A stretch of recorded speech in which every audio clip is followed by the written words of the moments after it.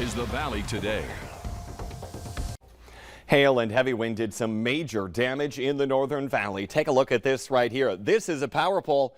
We know it's not supposed to be sideways like that. This is near the Middle River, Minnesota area. That's in Marshall County, just north of Thief River Falls. It was hit hard yesterday. Power poles were damaged. Hail in some spots, about 1.25 inches in diameter. One viewer reports broken windows, even siding damage from that hail. Heavy winds also snapped limbs off of trees. It is a first alert weather day today with storms taking aim at the valley.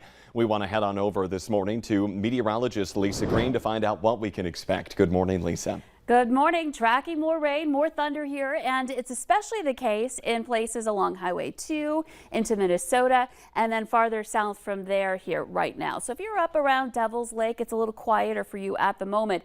But then there's Bemidji getting a lot of lightning in and around town, stretching back over into southern parts of Clearwater County. Some heavy rain, some lightning associated with it. You might have some gusty winds. Down toward Fargo-Moorhead, it's been more shower activity. Though as you see here, we've got a little bit of development down toward the Savin area here in southwestern parts of Clay County. And then more steady rain going on, but not necessarily seeing intense rain where we're looking at thunderstorm activity here.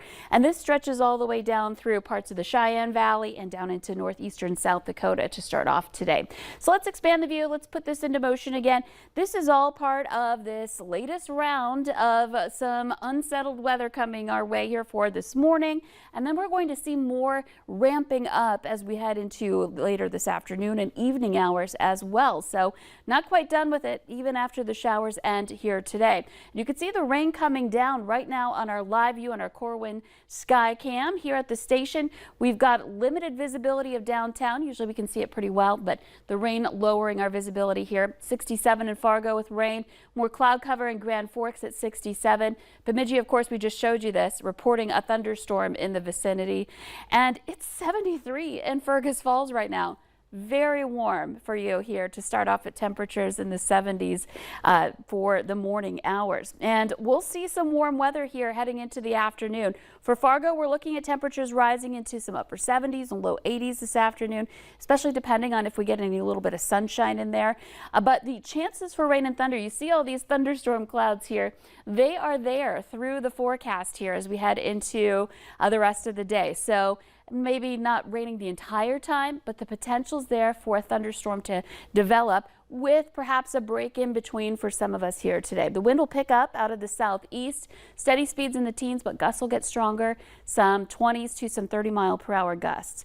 And that all comes with humidity. You'll notice it again this morning when you step out the door. It's just muggy out there, and all of that moisture and heat helping to fuel the fire here for some thunderstorm activity again today. So here's a look at our thunderstorm risk. We are under a slight risk, a level 2 out of 5 here in eastern North Dakota in yellow and parts of northwest Minnesota. And then a lesser risk, but still a risk in the east, a marginal risk in the darker green areas here for today.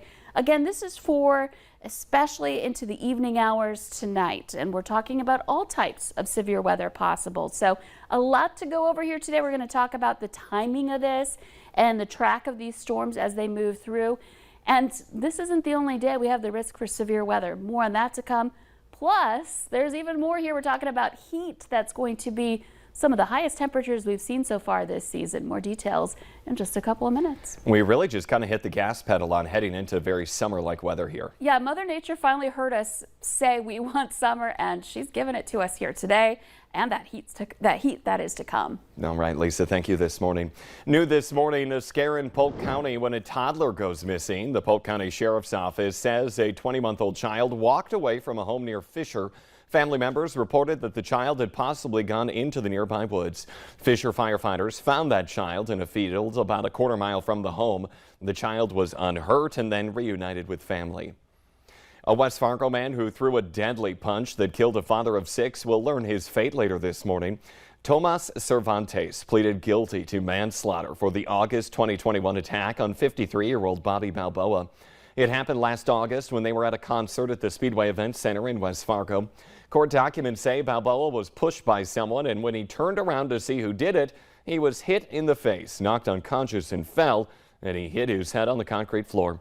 The victim's wife and children are expected to speak at the sentencing this morning. A Grand Forks man who pleaded guilty to sexually assaulting an 8-year-old will be sentenced today. 28-year-old Joseph Case admitted to inappropriately touching the girl 3 times last year. He is now being sentenced at 10 this morning. The man accused of shooting a woman and leading police on a 48-hour manhunt is being sentenced for attempted murder also this morning in Untitled County. 36-year-old Futhasa Prathane is accused of shooting a woman in Pelican Rapids. The victim had an active protection order against him because of previous abuse. A woman shot at a Fargo restaurant last month was laid to rest over the weekend, and community members showed support for Lucille Garcia's family as they deal with that tragic loss. Valley News Team's Aaron Walling has more on the family's gratitude for their community. She was amazing. She was a great sister. The community of Perm came together at the St. Henry's Church to raise support for a grieving family. Lucille Garcia, a 21-year-old mother, was shot last month at Plaza Azteca. She died just days later.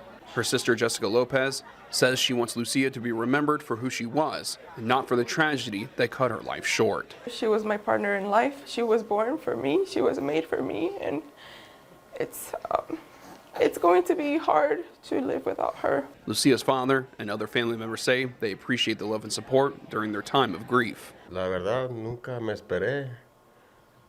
He never expected such great outpour of support for our family, for my sister and her son, and it's just amazing to see that, and we're so grateful.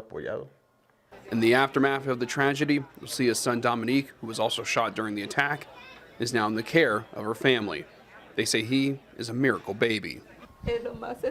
He's our greatest blessing. He's my sister's legacy now. The family says Dominique is doing well following the incident, and now they will go on to raise him how Lucille would have wanted. We will try to do our best to do her justice as a mother. She was a great mother. That was her life's work, and we understand that now. We understand that maybe that's what she came here to do, and we will make her proud. In Perm, Aaron Walling, Valley News Live. A GoFundMe page for Lucia can be found on our website, valleynewslive.com. Just click on this story. A new gun control deal could be on the way. A bipartisan group of senators has reached an agreement on a set of proposals to reduce gun violence.